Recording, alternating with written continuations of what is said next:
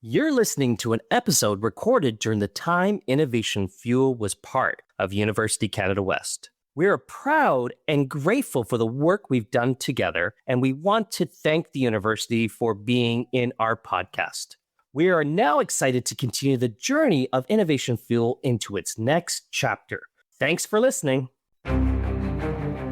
Got an idea that keeps you up at night? Or one that makes people say, that will never work? Perfect. That's what we talk about here on Innovation Fuel. So let's get that conversation started. Today on Innovation Fuel, we're joined by Satvik, a marketing leader who thinks like a product strategist. With over a decade of experience across Fortune 500s, high-growth startups, and everything in between, Satvik specializes in turning messy business challenges into structured systems for growth. He's led campaigns for brands like Samsung, Honda, and Coca-Cola. And today he is head of growth at Sora. Satvik, welcome to the show. Welcome to Innovation Fuel. Before we get into this, tell us a little about you and your journey. Absolutely. First of all, thank you, Dave. Thank you, Glory, for inviting me. And congratulations to Innovation Fuel on this brand new chapter. It's an absolute pleasure being here, and I cannot wait to dive deep into our discussion. Well, to answer your question, I call myself an AI-powered marketer who has spent over a decade scaling various Fortune 500 brands and many B2B startups and small and medium enterprises, usually working at the intersection of creativity, data, and technology across Asia Pacific, North America, Europe, the Middle East, and Africa.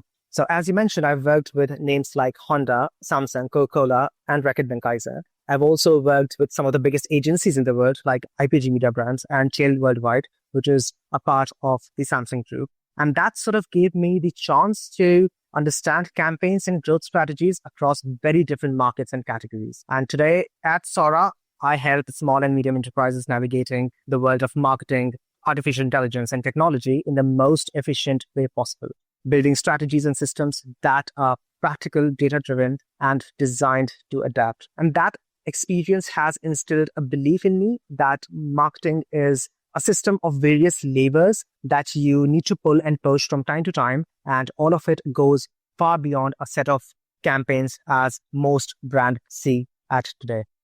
Yeah, exactly. When you say marketing is just a set of campaign, what exactly do you mean? Can you elaborate on that a little bit? Absolutely. So I advocate the idea that marketers is not just a set of campaigns. So what happens is usually brands start thinking from an ad campaign perspective, like on Meta, should we run a CBO campaign or an ABO campaign? Or on Google, should we prioritize PMax or a standard search or display? But I believe that it is more important to understand how to take your audience through various stages of marketing funnel, or what I call different levers. And it's almost like a video game. Your protagonist faces sort of different villain or obstacle at every stage, and you have to equip them with the right powers to win at that stage. So when you adopt that mindset, you naturally start doing more justice to your brand's marketing. So if you think only from campaign mindset, you'd never even consider that level of justice you can bring to your own marketing. For example, think of the awareness level and retention level as separate entities altogether. You could run campaigns separately for them, but when you start to build this mindset of marketing as different systems of levers, you start not only the communication becomes different, but in my view, everything else becomes different as well. So when you're dropped into, say, for an example, a struggling company, or you were talking about these sort of nimble startup elements, what's the first lever you're looking at? It's important to understand that when I say levers, I mean different stages of how your customer navigates through the funnel. So the first one is obviously the awareness stage, and then it goes on to or acquisition stage, as I can totally call it, and then goes on to retention stage. So these are two different levers. So for example, I'll tell you, with a D2C pet brand that I worked on, we initially had sort of same landing page at different funnel stages. Traditionally, a landing page is seen as a place where conversion happens. So it was filled with testimonials, it was filled with benefits and call to action. And it worked absolutely fine for new customers. But when you go to a different level, so first level is your acquisition, the other level is your retention. So when you go there, customers had already tried and loved your product. So they do not need more convincing. they are already the testimony. So when following the retention lever, you have to build a different landing page entirely for them. The message that we did was, looks like you have exhausted your supplies. Don't worry, we have got you covered. So it is less clutter. It is no extra testimonials. It has a direct path for them to reorder. So this is what I mean when I say that you have to navigate your strategies, not from campaign to campaign, but from different stages of a customer's journey. So we also ensured that same sort of landing page goes to the emails that we are sending out to the past customers. And this small change created more of psychological and relationship-driven interaction at the retention stage. And it meant that customers not only came back, but remembered us the next time their supplies ran out, helping us grow more LTV without needing to increase the spend. That's a really good thing. But what is the strategy you recommend for abandonment carts, when especially for the new visitors? So first of all, you have the audience of people who have abandoned the cart. And then you have to find the information that you've already shared with them, which means due to whatever reason, they did not convert at that stage. You cannot begin your funnel now for that audience from the same messaging that you started while you were acquiring them at the first time. So you have to start with additional messaging. You have to start telling them about more offers. So there's a stage called awareness, consideration, preference, and purchase. So they are between preference and purchase stage. So probably a push of an offer would make them convert faster. Now that is the communication part that you have to change on your ad creatives. But if you say landing page, in my opinion, the landing page should also change and it should be easier for them to order now. How do you balance out? Because data is a big element of this. How looking at the data, looking at the information. Glory says abandonment cart, you're looking at the numbers and saying, hey, percentage of abandonment cart. How do we correct this element? So balancing the data with your intuition. How do you balance that? How do you connect these two things? So I think the balance between data and intuition does not just have to be considered at a stage when you have a set of audience abandoning the cart. It has to be catered to while you're forming the entire brand strategy. So when I talk about balancing data and intuition, I mean that platform data, whether it's from Meta or broader industry research that you do, can tell you what people are doing in general on the platforms while they are active on the digital platforms. It can guide you on targeting. It can guide you on the creative formats and what platforms your ad should run on. So this is still the time when they are on digital landscape. But what happens when they are offline? So that's when it's your intuition that would guide your understanding of your audience. So it's the intuition that tells you why they are doing it and how to position your product so that it actually resonates with them. One example that comes on top of my mind, and brilliant example, is Coca-Cola. And so the reality of the drink is that every day, if you drink it, you'd end up in hospital. It's not a very healthy drink. And we know that brand truth. And brand data would tell you that people who are in college while they're, tolerating the lecture would also be drinking Coca-Cola, or while they're traveling from one place to another, they would have a can. Data can also guide you that, these are the triggers that that your audience, while navigating certain parts of their life, drink Coca-Cola. However, the brand decides to talk about understanding human behavior and insecurities. And that leads to positioning the brand for parties, for gatherings, for happy moments. And that's where their tagline, open happiness, comes from. So it is a very deliberate choice to tie the brand to celebration rather than to quenching thirst, which is very different from Mountain Dew, by contrast, which has positioned itself for around adventures. And same goes with a different category of brand like Jaguar. I remember a campaign which they did with Tom Hiddleston, where they leaned on with the line into the line called "Why Brits Make the Best Villains." And of course, they're not literally targeting villains. It's about creating a cinematic edge and aspirational feeling that if you had that charisma, power, and presence, you'd naturally choose Jaguar. So when I say balancing the data and intuition, your platform data can tell you what people are doing on the platform, but it might not guide you of their offline insecurities and feelings and behavior. And that's when your intuition comes into action. Great. So can you give us an example of a time that you pulled the wrong lever first, and then what you learned from it and how did you do it? It's the same example that I share about the D2C pet food brand that I worked on. So initially what was happening was that although communication was different at different stage, and the brand wanted to make sure that they do not spend a lot on channelizing LTV, because if the product is good and if the audience has already tried the product, if not automatically, they should be spending very less amount of money to get that audience back. And how to do that was not have the same sort of communication and not have the same sort of landing page at every stage. So initially, the long lever I would say was that was pulled was we had the same sort of landing page communication that was going on everywhere. But we wanted to simplify the journey for the audience, which is at the retention phase, retention level. And we did it by having a very targeted communication which says, hey, it seems that you exhausted your supplies and your pet might be missing our brand. Don't worry, we have got you covered. So it seems personalized. It does not feel very intrusive. And at the same time, it kind of resonates. Next time, every time when they exhaust their supplies, we would not need to target them deliberately. They would remember this intent. And hence, psychologically, we can increase the LTV. So, Satvik, how has AI transformed your system mindset? How is the artificial intelligence using in this process?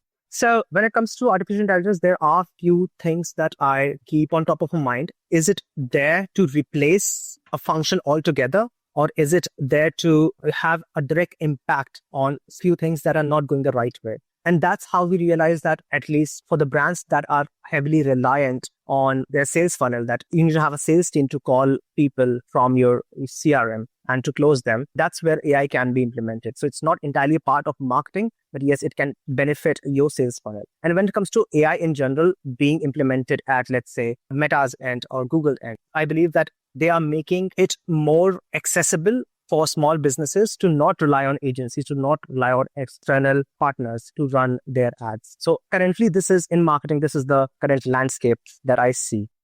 It's a really interesting when you talk about AI. Most of the AI-driven campaign is working background, and the consumer may not very fully aware how their data is using, right? So how marketers decide what level of transparency is ethically necessary when communicating with clients and audience?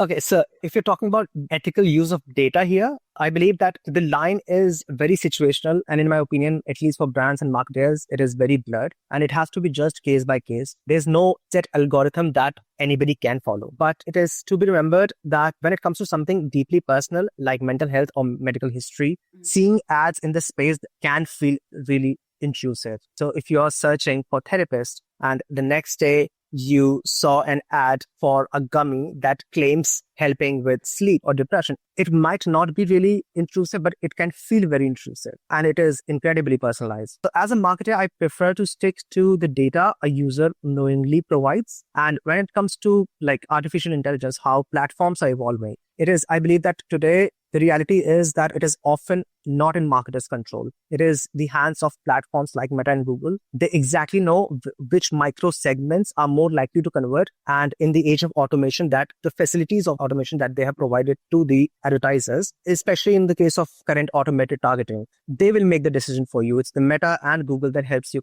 get the conversion faster. So that's why sometimes an ad ends up in such a narrow niche that it feels almost uncomfortably precise. But because you targeted it and because the platform's optimization decided that the person was most likely to convert, they end up seeing the ad. One thing that you also mentioned about cart abandonment. So some people think that is also that retargeting is very intrusive. Hey, you left something in your cart. Are you still interested? So personally, I do not see that as over the line. I already have the desire to buy. And they realized the intent of buying, but they hesitated due to some reason. So if you talk about that particular case, I think it's okay. But in the other case, it's not in the hands of marketers anymore. It is the platform like Google and Meta who know micro strengths and micro behaviors of users, and they would do anything to make sure that they convert.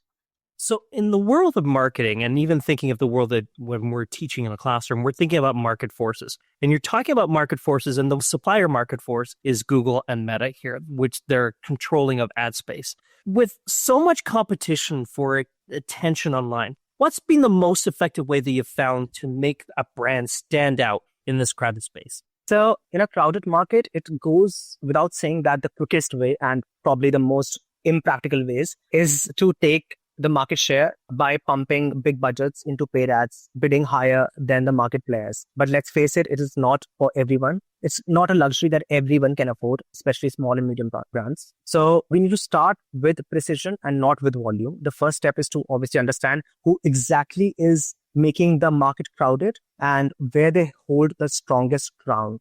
I run an exercise for this, and I recommend to every marketer to do that. And you have to take a pen and paper, and it's everything good starts from there. And you have to create 3 rows and 2 columns. In rows, you have to put product, category, and brand. And in the columns, you have to put awareness and fallback. The fallback part is very important. What you do is you understand, do people know about your product? So you pick the product awareness cell. Do people know about the category or the brand? In each case, you have to also ask the question, if your brand disappeared tomorrow or did not exist in the first place, where would the customers go? So do they have a safety net? Do they have a fallback? Similarly for categories, similarly for brand. So an example, if you talk about Netflix, in the category, if they say, yes, the product awareness exists, but if the brand disappeared, what is the fallback? The fallback is reading books. The fallback is going out. So when we ask what is making the market crowded, it's not necessarily your direct competitors. It is probably a social signal as well. When I mentioned about the fallback column, that gives you the most insights. So once you see those gaps, you can decide the easiest and the most cost-effective entry point. Maybe it's the subcategory where big competitors aren't active, or maybe it's a specific product angle that they are ignoring altogether. So I don't believe that you need to start with paid ads right away. You can still accelerate the market share growth. And you can also start by building your visibility organically. When you talk about writing blogs or building content that establishes your expertise in the both category, product, and the brand level, capturing the audience attention without burning budget from the day one.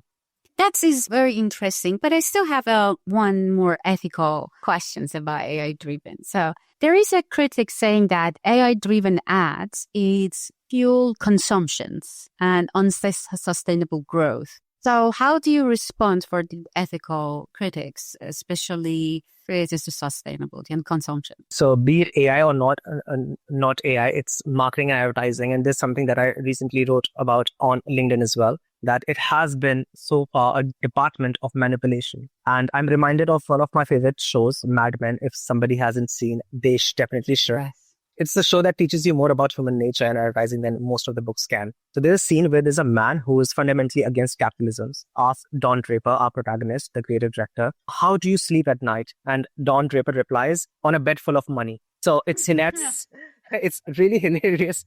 And it's also an encouraging reason for a lot of people to enter advertising. But the reason the question is asked in the first place is because advertising has long been questioned for its ethics. And now today's reality, although is a little different, we are not even paid like Draper was, and we operate in a far more transparent and regulated environment. But the core challenge remains, how do we make advertising more sustainable and responsible? And in most cases, marketers do not even have control on the product itself. Like if I'm hired by Shein or H&M, I'm not deciding the supply chain or sourcing policies, but I do control how the product is positioned and the kind of demand I can create, whether my messaging is being truthful to the product. And that's where the responsibility starts. For me, it means no greenwashing, no exaggerated claims, and no tokenism just to capture market share. And when it comes to specifically AI, we still are navigating ways to what extent can AI personalize the ads. Google, for example, AI Max, which is a Google product, which Google has a feature on Google that Google has launched as of now for a few advertisers. It takes control of landing pages, creative messaging, and everything else. And it promises that it will be able to, because of the data that has collected so far, it will be able to give you better conversion rate. But what is the science behind it? What are the micro triggers Google is using? In a way, as a marketer, you do not really have a lot of control. So the future. When we think about marketing communication in the future with AI and elements of moving towards more personalization, and with these different tools that are coming into play, where do we see the future of marketing communication? First of all, there are regulations like the regulations on the cookies and the way data is being captured, that is coming into place. So I think there would be a lot of shift happening for brands to also prioritize their organic interactions, because obviously when this process becomes consensual, when people land on a website, it is still your own media assets like your social media that you own. And those triggers and interaction could also guide the purchase journey. So brand have to be very careful about that. And then in the future, I see that everything is becoming very favorable for advertisers in general, because every tool that we see, every next move that we see Google or Meta taking, it is in benefit for the advertiser. For example, like I mentioned about AI Max, it is becoming more accessible for brands to directly manage their advertising campaigns and not rely on external third parties. Brilliant. Oh, wonderful. This has been an exciting conversation. I have to ask the question. If you could give one piece of advice to marketers or students and aspiring to be marketers or even entrepreneurs out there about building a smarter, more ethical marketing system, what would it be? It is important to understand what knowledge that you already have and be honest about what stage you're at. So if you're starting your journey in marketing, don't immediately jump into thinking about it from purely functional way, like SEO is here, social ads is here, email marketing is here. Exactly. Step back and learn things from wider lens. Look at the history of capitalism, especially post World War II, and how economies grew by selling more and more, and the lens at which consumerism has gone in order to create more desire. Ask yourself, why does the same phone with same configuration cost more in rose gold color than in black? So that is not a functional marketing question. That is a human behavior question. And I recommend reading this book called Propaganda, that I'd read long back. It's by Edward Bernays, who is the father of modern day PR. And Influence, which is the psychology of persuasion by Dr. Robert Cialdini. I hope I'm not butchering his name. But if you're further along in your journey, if you know all of that, if you know the art and science behind advertising, behind marketing, then you should focus your shift towards walking into the customer's shoes. So build empathy for what they need at every stage. Learn customer journey mapping from the moment they realize that they have a problem to how they can discover your product, to how they can decide to build and use it, and map that journey and then correlate it with what's likely going on in their minds at each step. When you understand all of that, you start to see the real marketing levers, just not the campaigns. Hey, it comes back to the old way of building relationships. Saying all that, my friend, how can our listeners connect with you and learn more about your work? I am there on LinkedIn. I'm pretty active over there. So you can type my name. It's Satvik, Satvik, space Sinha. That's the best way to reach out to me. And I make sure that I reply to every message that I get. Thank you very much, Satvik. Thank you, Dave. That was another episode of Innovation Fuel. Thank you so much. Big ideas don't grow by themselves. Subscribe wherever you get your podcasts. Share, and let's fuel the next one together. Innovation Fuel is produced by JPod Creations. Find out more about the show at theinnovationfuel.ca.